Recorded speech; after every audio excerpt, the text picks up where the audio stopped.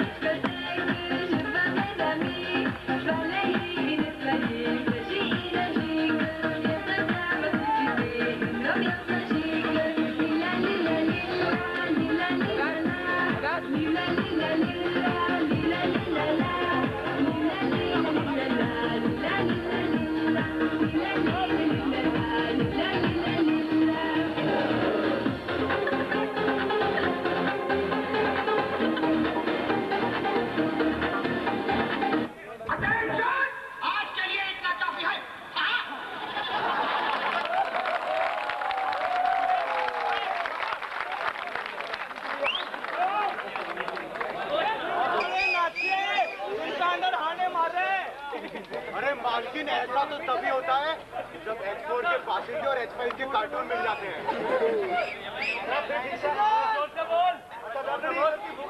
थोड़ा सा बड़ा सा दूध पिया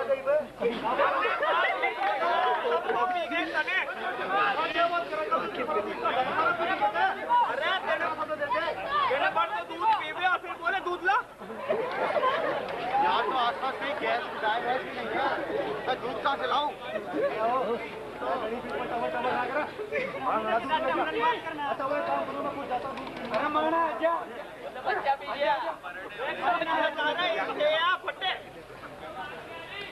दूध पी। अरे मालिक के लिए तो आपके पास दूध नहीं था। तेरे लिए तो बड़ी बड़ी बोलते हैं।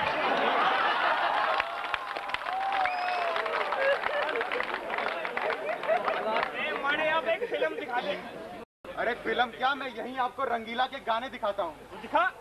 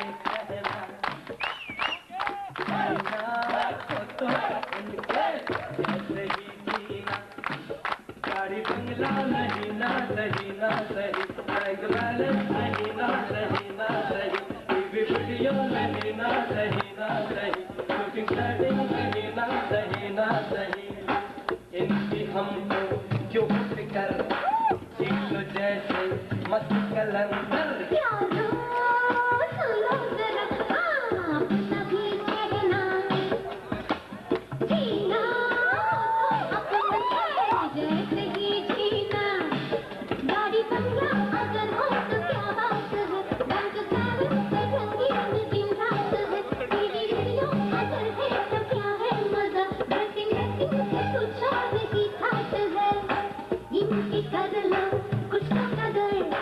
यार थोड़ा सुधर यारो सुन लो जरा नहीं कहना जीना हो तो अपन के कैसे ही जीना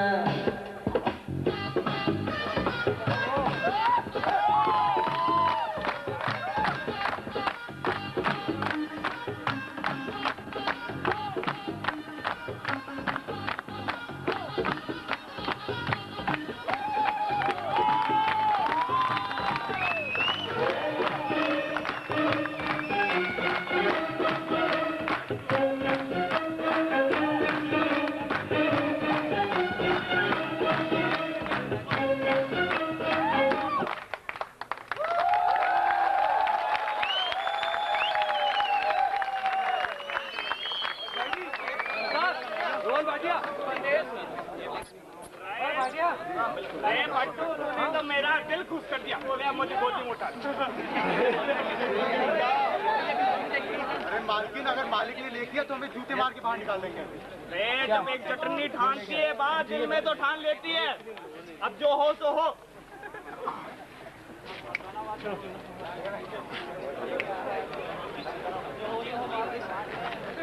खत्म हो गया। सिंगल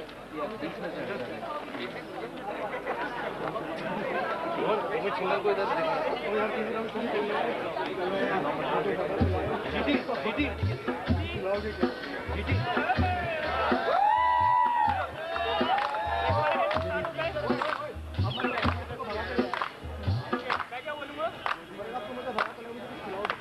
नौजवानों बात मानो कभी किसी से न प्यार करना नौजवानों बात मानो कभी किसी से न प्यार करना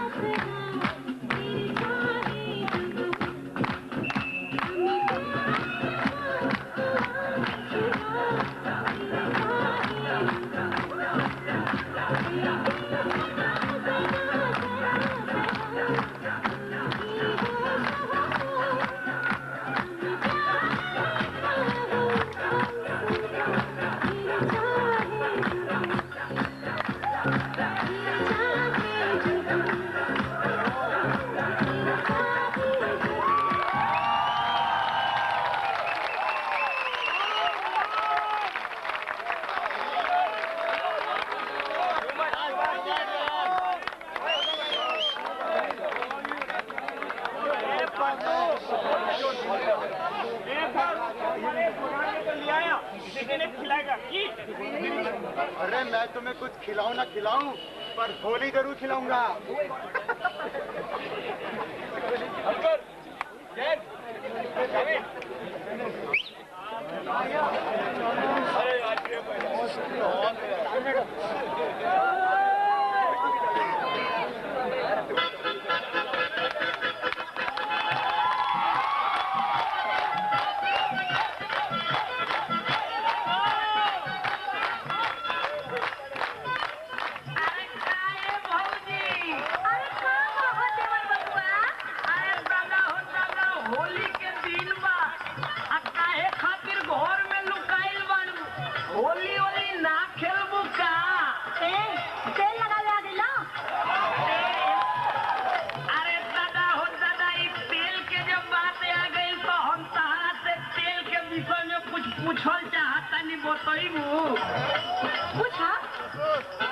भौजी बतावा कौन खेल, भौजी बतावा कौन खेल खेले सब तेल लगा के, भौजी बतावा कौन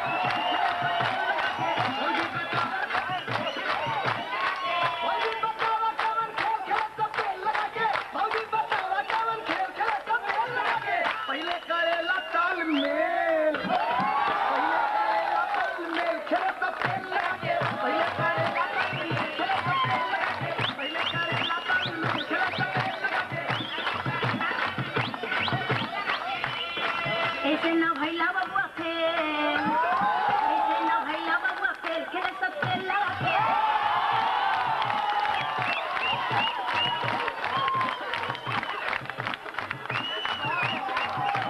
ऐसे ना भैला बबुआ फेल, तू तेल लगा के, ऐसे ना भैला बबुआ फेल, तू तेल लगा के, मचल होली मेरे लम्बे, मचल होली मेरे लम्बे, तू तेल लगा के।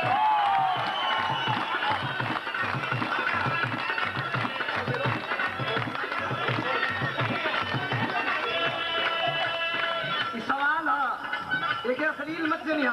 पहले खिलाड़ी दोनों हाथ मिलावे, पहले खिलाड़ी दोनों हाथ मिलावे, टांग से टांग दोनों अपन भिड़ावे, टांग से टांग दोनों अपन भिड़ावे, मौका पावते न ढकेल, मौका पावते न ढकेल, सब तेल लगा के, मौका पावते न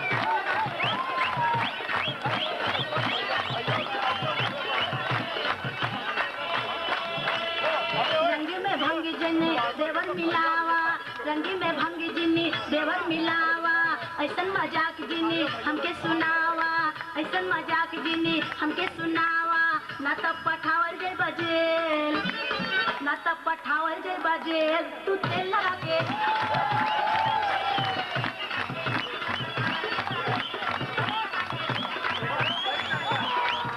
ना तब पठावल जे बजेल, तू तेल लगा के, ना तब पठावल जे बजेल, तू तेल लगा के, मचल होली मेरे लमरे, मचल होली मेरे लमरे, तू तेल लगा के।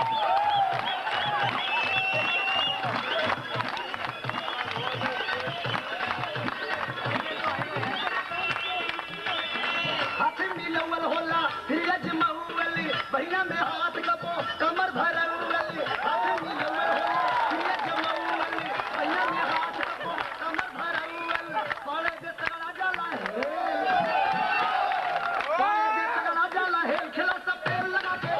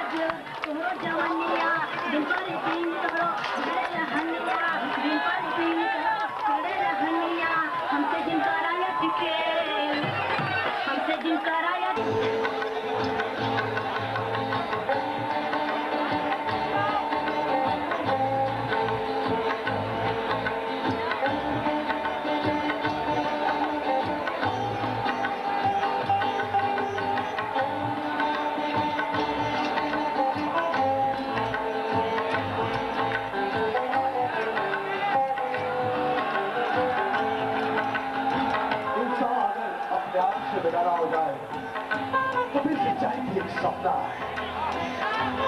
मंजिल अगर प्यार है तो हर पथ फिर एक मंजिल है। हर किसी को ये देखना है कि उसके जीवन में जो सपना है वो सपना ही है या हकीकत है, या फिर जो उसका जीवन है वो जीवन है या सिर्फ अवशेष। इन्हीं भावनाओं को एक कथा के माध्यम से प्रस्तुत करते हुए छात्रावास 8 और छात्रावास 9 के छात्र आपके समक्ष लाए हैं अवशेष।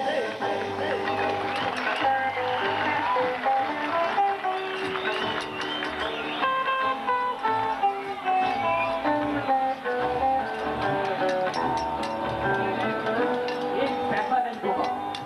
5 साल से इंतजार कर रहा हूँ तुम्हारे बड़े वोटों को। ऊपर से 3 महीने और दिए, मुझे क्या मिला? ये पत्थर सर फोड़ू मैं इनसे अपना। सर आखिरी साइड पर भी कुछ नहीं मिल रहा है, अंधेरा हो रहा है, मजदूर जाने को कह रहे हैं सर। उनके पैसों का हिसाब कर दीजिए। राइट साइड के फ्लैट में 2 फीट और खोद सकते हो क्या? वाह, दूसरों के पैसे पर हुक्म चलाना बड़ा आसान है। खोदो और खोदो, 2 क्या 10 फीट खोदो और कूद जाओ उसमें। मेरी हिम्मत ही मारी गई थी। बेवफे आसम, आसम जो सारी बीमारियों को ठीक कर दे। वाह, क्या बेवकूफ बनाया घोष बाबू। ऐसा आसम होता तो सभ्यता खत्म ही कैसे होती? बात मारे रहने दो। Backup, we are running the project. पर सर वो मजदूरों का पैसा। ओहो, वो सब कल देखेंगे। ओके सर, सब सामान मान लो, चलो पैकअप, चलो सबके सब पैकअप करो यार। मेहता जी, क्या आपको नहीं लगता हम 5 सालों की मेहनत और इतना सारा पैसा यूं ही व्यर्थ जाने दे रहे हैं? इस किताब में प्रमाण है कि आदमी सभ्यता की औषधियों में काफी विकसित थी, और फिर आंसुओं का भी वर्णन है।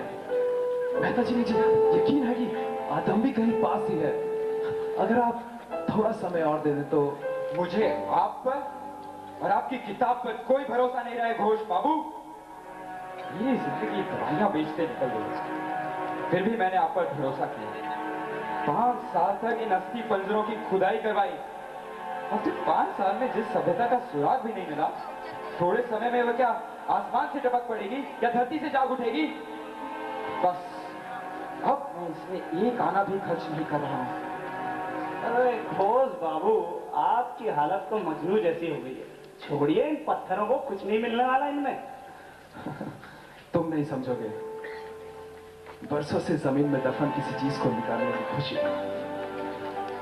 पल भर के लिए सोचो, तुम्हारे सामने कभी ना देखी, कभी ना सुनी, हजारों वर्षों पुरानी सभ्यता जैसे जीवित हो जाए। उसकी शिलाएं, उसके चित्र, नगर महल, सब कुछ, हर चीज उसकी कहानी सुनाए, उसके अवशेष, उसके हर एक किरदार को उभारे। हाँ, इन पत्थरों में छिपे रहस्य मुझे बुला रहे हैं। इन पत्थरों में छिपे रहस्य मुझे बुला रहे हैं।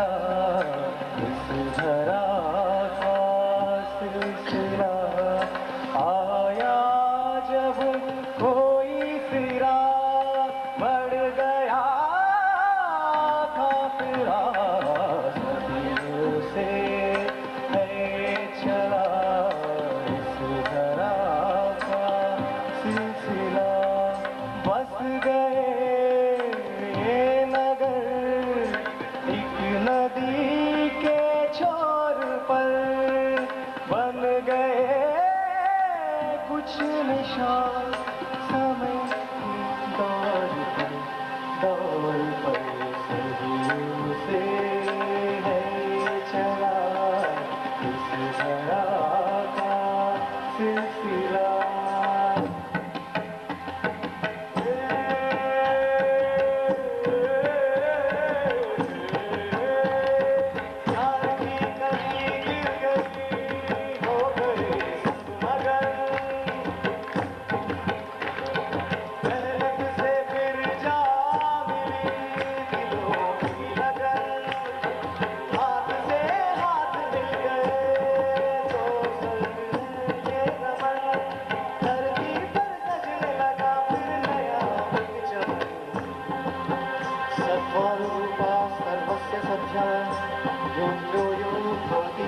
श्रद्धामयोऽयं पुरुषो यो यच्छ्रद्धः स एव सः भवति।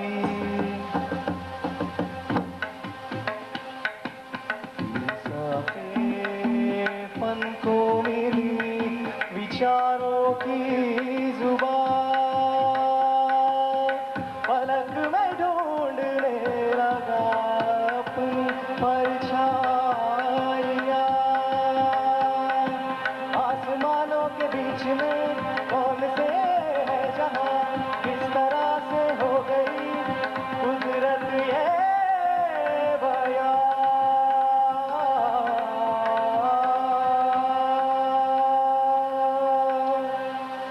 सदियों से है चला इस धरा का सिलसिला।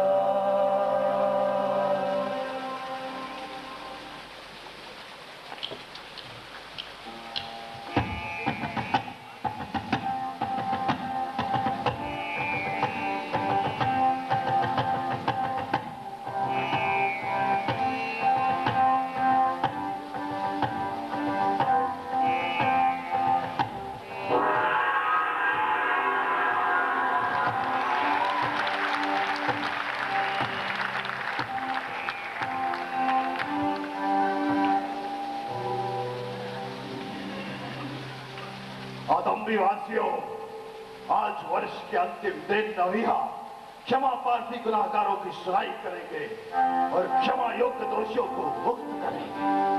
आज की सभा प्रारंभ करो।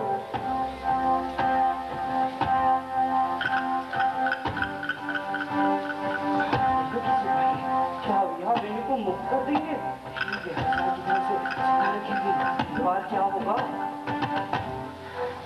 तो घर का ही लग रहा है। वेणु के विषय में तो आप जानते ही हैं ओया।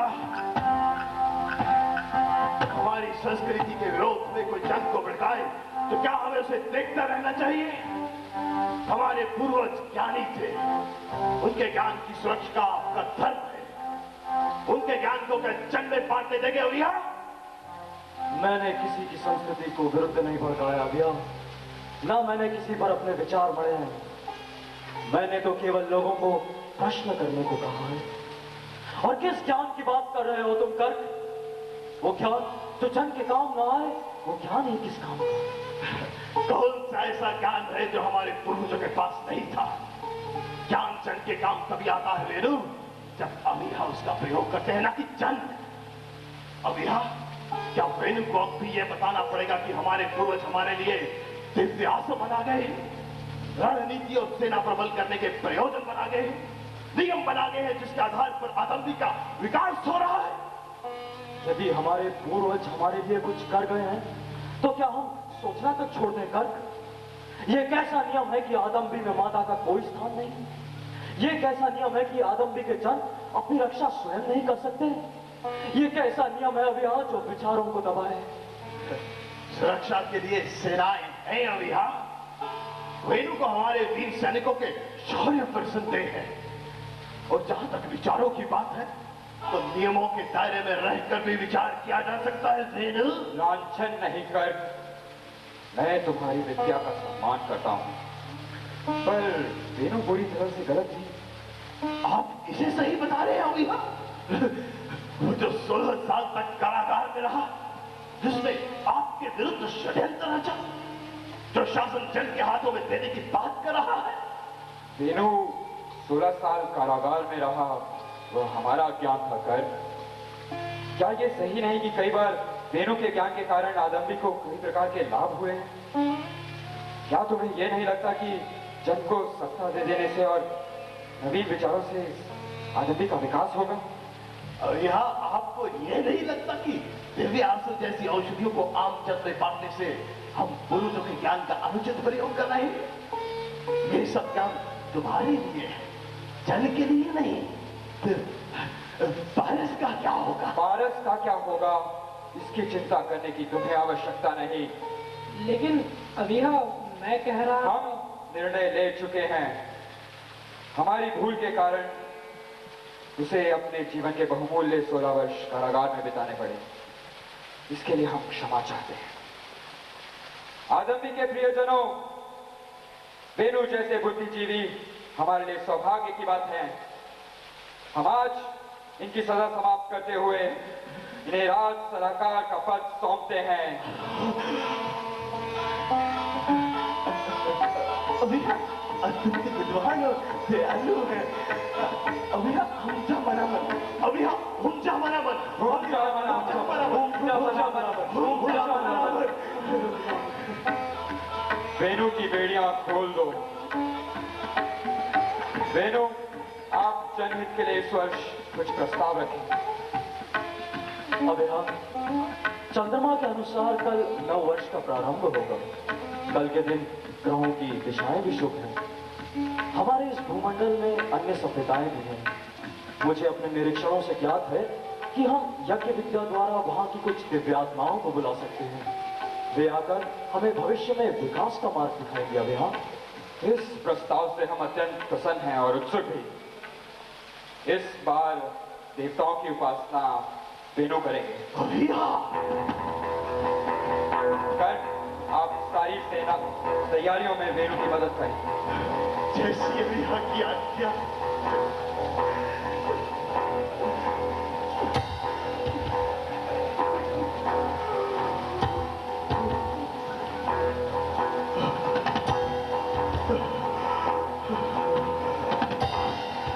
किया गया है मेरा घोर अपमान, आदम्बी देगा इसका मूल्यदान। सुख वैभव की कामना से करने वाले हो पूजा अर्चना, दूषित कर दूंगा मंदिर शिखर व्यर्थ सारी प्रार्थना। अवगत नहीं तुम्हें मेरा बल, कर सकता हूं मैं ग्रहों से भी छल। लो, अपवित्र कर दिया मेरे उपासना स्थल। आत्माओं का आगमन, कामना अवश्य ये सत्य होगी, परंतु आने वाली आत्माओं में कुछ अपवित्र नैतिक दर्पण होगी। सर्वनाश विहा का भाग्य, वही बनेगा मेरा सौभाग्य। सर्वनाश होगा, सर्वनाश।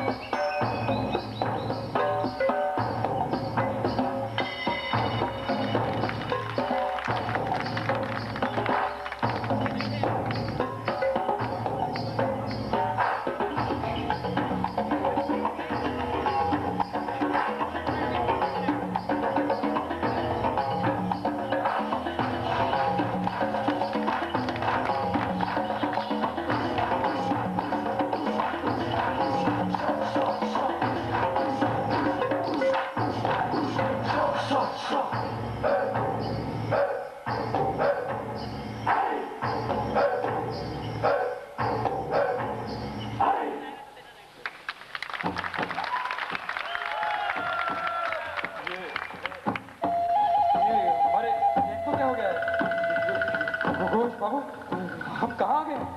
ये कौन है? ये कौन है? हमें मार डालेंगे।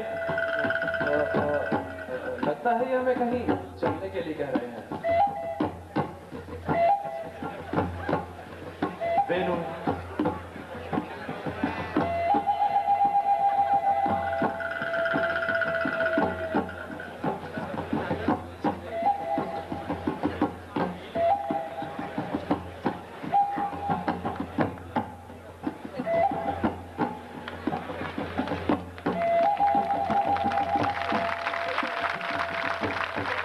तुमने आदम का आवाहन कर आदमी को धन्य किया।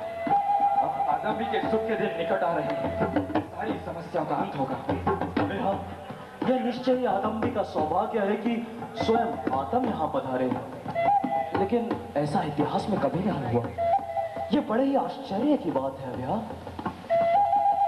आदमी का प्रणाम स्वीकार करें। देवों ने आदमी को धन्य कर दिया है।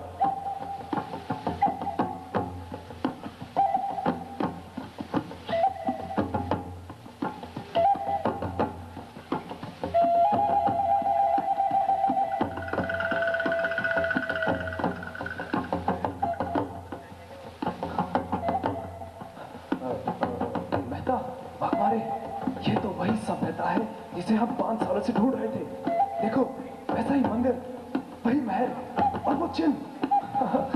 हमें सब कुछ मिल गया, सब कुछ मिल गया। और ये हमें देव समझ रहे हैं?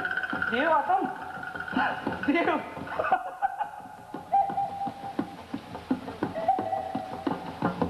आदम लंबी यात्रा के बाद पधारे हैं। अब यहाँ सेवक को इनके सत्कार का दायित्व देने की कृपा करें। उचित है कर्क, कोई कमी ना रहे। आप निश्चिंत रहे। आदम विश्राम के लिए प्रस्थान कीजिए। हाँ कर्क, देव बहुत थक गए हैं। कर्क, इस सभ्यता में स्त्रियां नहीं है? आदम, नियमानुसार उनके लिए अलग निवास क्षेत्र है। वहां के कार्य वे स्वयं संभालती हैं। ऐसा क्यों?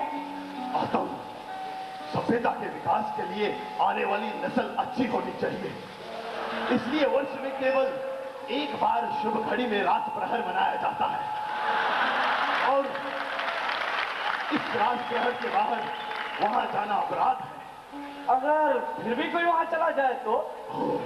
रात प्रहर के बाहर वहां जाने वाले दोषी की बलि चढ़ा दी जाती है। अच्छा है, बहुत अच्छा है। अब आप विश्राम करें।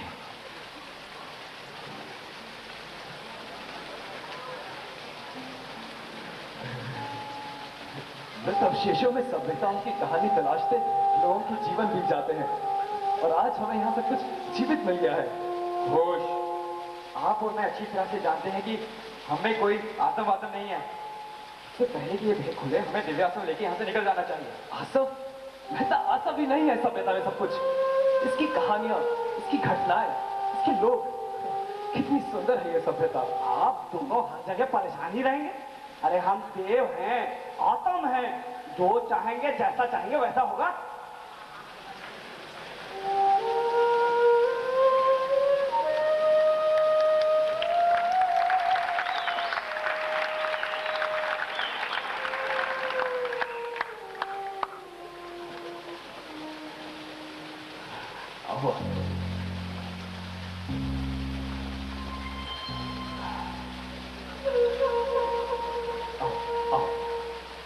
आदम, जैसे मैं पहले कह रहा था कि वेणु पापी है।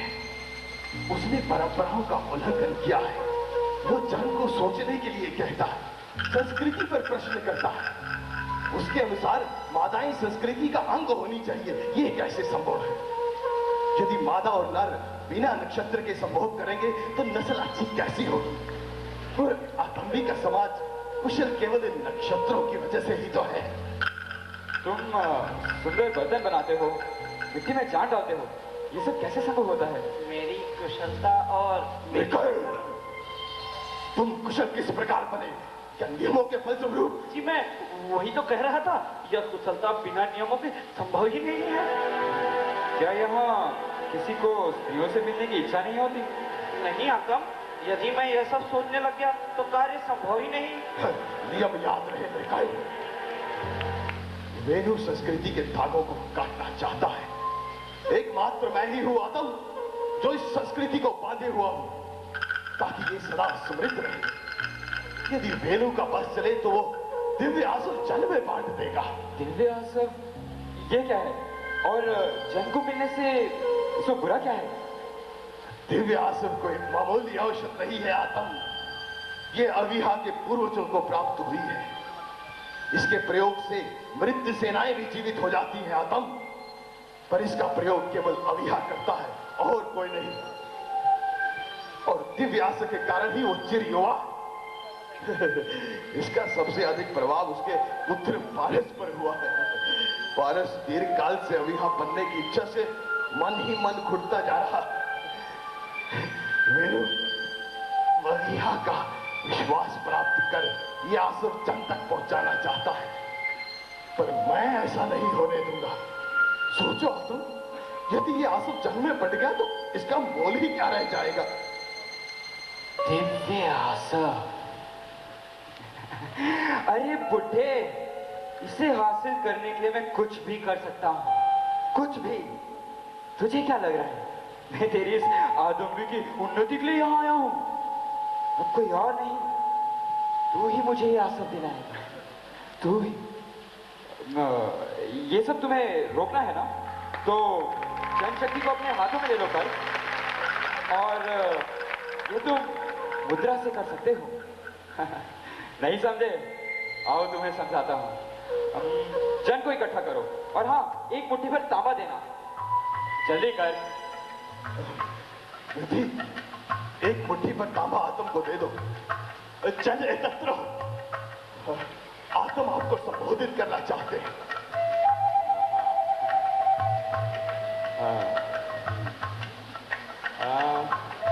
यहाँ बाजरा कौन उगाता है? मैं आता।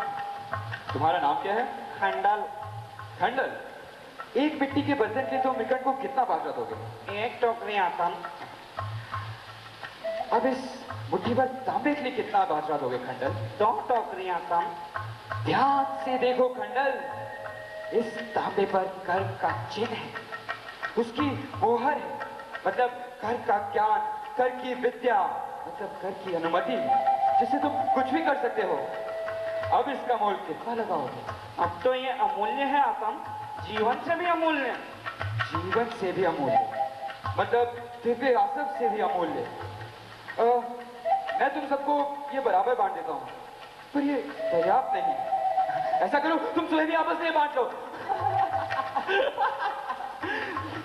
देखा देखा कर तुम्हारी अनुमति की शक्ति।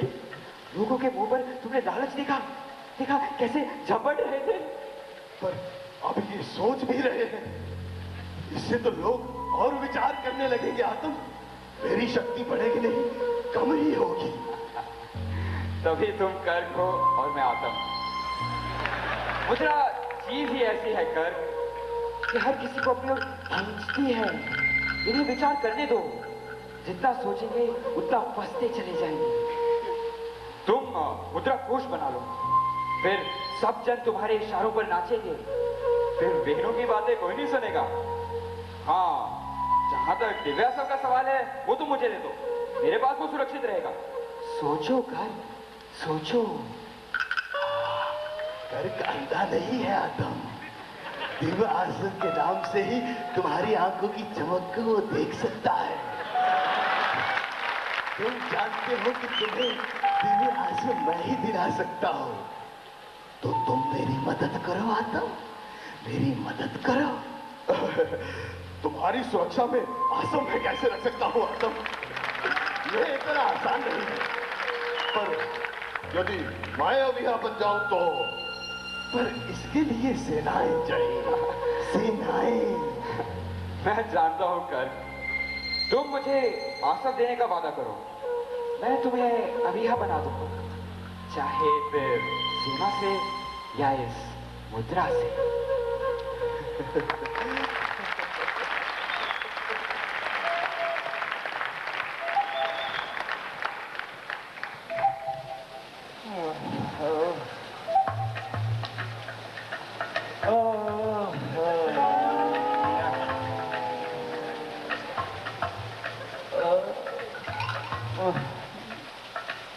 एक,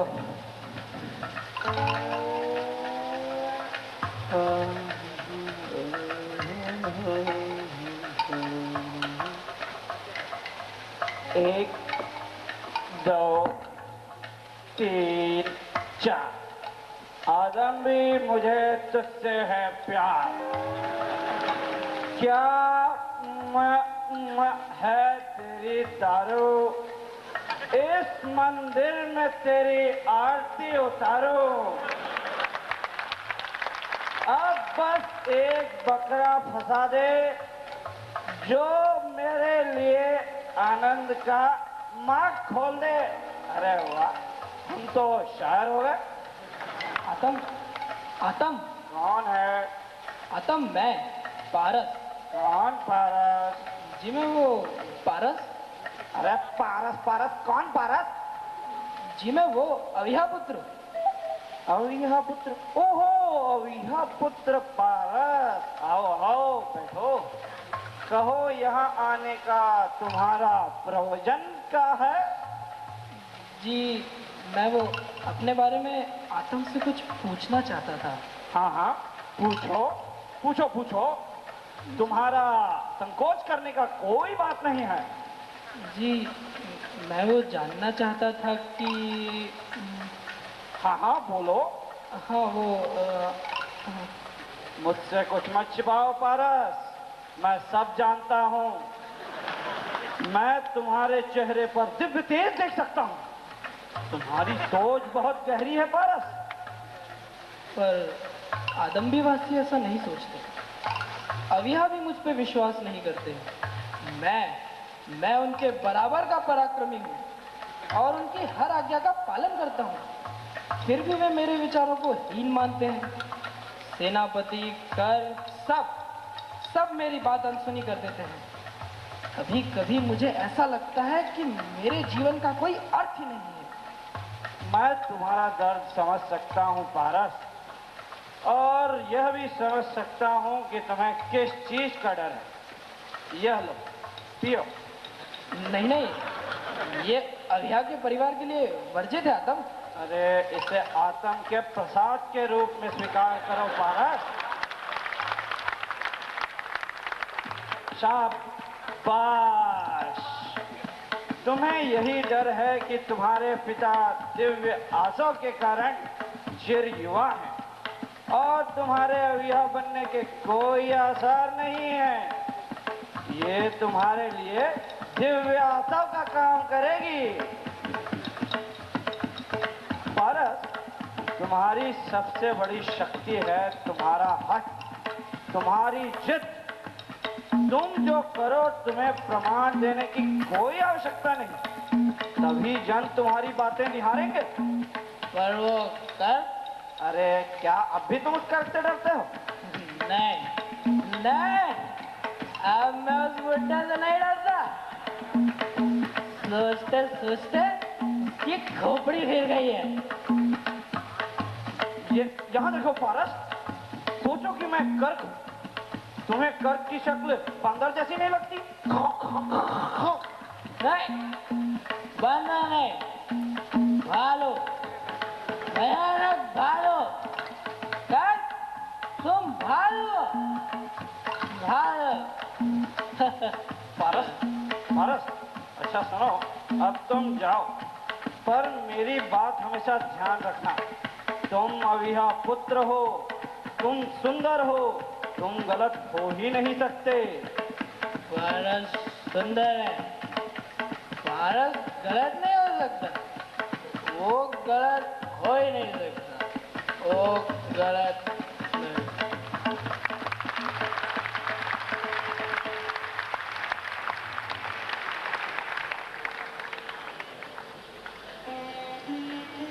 जन से परिचित हो जाए आदम, जन आदम को अपनाए।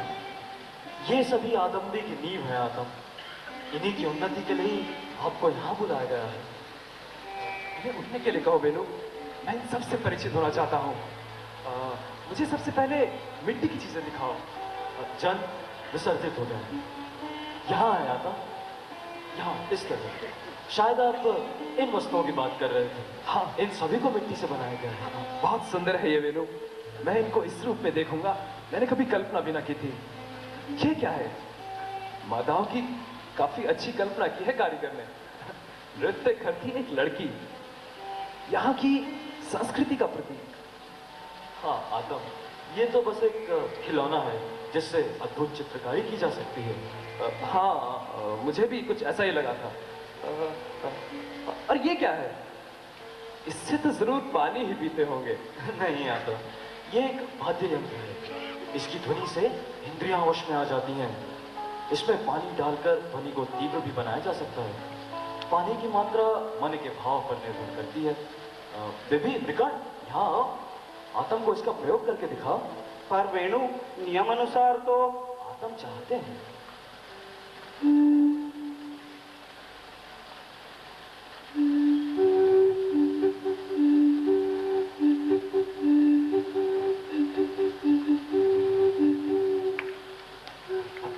बहुत अद्भुत है ये, बहुत अद्भुत। और वो क्या है वेणु? ये कोई मामूली मटकी नहीं है। ये तो वही मटकी है जिसको घिसने से देवता प्रकट होते होंगे। इसमें पानी डालकर देवता का प्रतिबिंब दिखाई देता होगा और फिर अपने बारे में देवता से कुछ भी जान लो। मगर ध्यान रहे, तुम्हारी परछाई इस पर नहीं पड़नी चाहिए, और उस पर यदि ये टूट जाए तो सब कुछ नष्ट हो जाएगा। आदम, क्या सोच रहे हैं आदम? आदम, अरे नहीं, ये क्या हुआ बेनू? अब क्या होगा? कोई बात नहीं आदम, ये तो बस एक मामूली सी मटकी है। इसका प्रयोग पानी भरने और पीने के लिए होता है। ऐसी तो कहीं और बन जाएगी। ओह हाँ, मैं यहाँ के कला और कौशल से बहुत प्रभावित हूँ वेणु। मुझे कुछ और चीजें दिखाओ। हाँ हाँ, इस तरफ आइए आदम।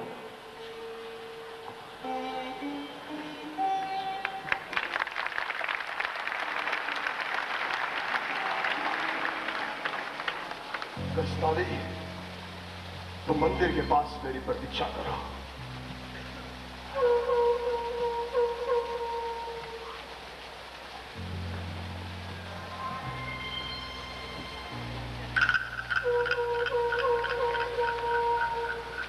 राजपुरोहित कर आज स्वयं मुझसे मिलना चाहते हैं। मैं अपने आप पर विश्वास नहीं कर पा रहा हूँ।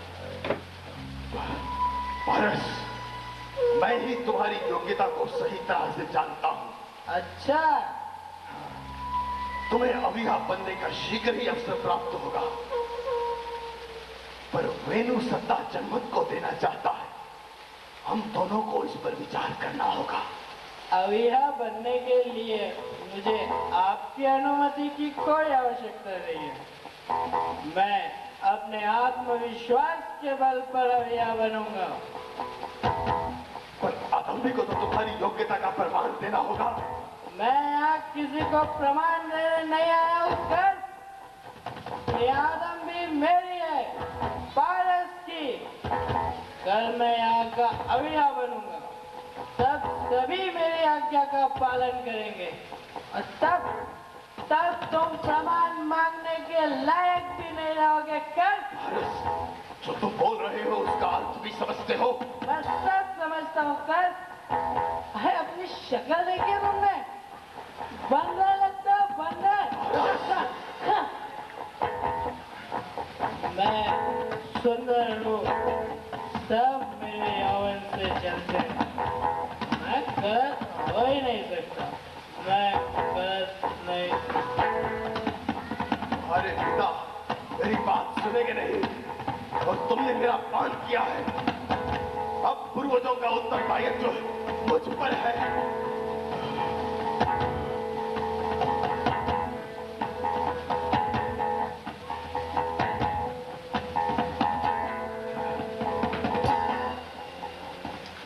आओ कर, क्या सोचा है फिर तुमने? हरिया को समझाने का मेरा प्रयास किया था तुम, पर जब तक वेणु उसके साथ चिपका हुआ है, अब यह मेरी बात नहीं सुनेगा। तो वेणु को रास्ते से हटा दो कर। उससे कोई लाभ नहीं आतम। मुझे पहले संदेह था, पर अब विश्वास हो गया है। अविहा स्वयं चाहता है कि संता जन के पास जाए। घबराओ मत कर, पारस है ना, उसका प्रयोग करो। उस मूर्ख का नाम भी मत लो आदम। आज उसने मेरा ऐसा अपमान किया है जैसे मैं कोई साधारण जन हूं। जन भी नहीं, कीट हूं। तो अब क्या करोगे कर? सेना एकत्र करूंगा। पारस भी अपनी मूर्खता का प्रमाण देता रहेगा और सेनापतियों को अब विश्वास दिलाना कठिन नहीं। सोच लो कर, मेरे विचार से मुद्रा द्वारा जन को बांधे रखने वाला उपाय अधिक उचित है। उपाय अब एक ही उचित है आदम। यदि तुम्हें दिव्यास्त्र चाहिए तो एक ही उपाय है। तो मुझे क्या करना होगा कर? तुम्हें मात्र मेरा साथ देना होगा। तुम मुझे अविहा बना सकते हो और मैं आंसू तुम्हारी सुरक्षा में रखवा सकता हूं। पर ये सब होगा कैसे? नीचे सेनापति गजताबी हमारी प्रतीक्षा कर रहे हैं। आगे तुम स्वयं ही ज्ञानी हो तो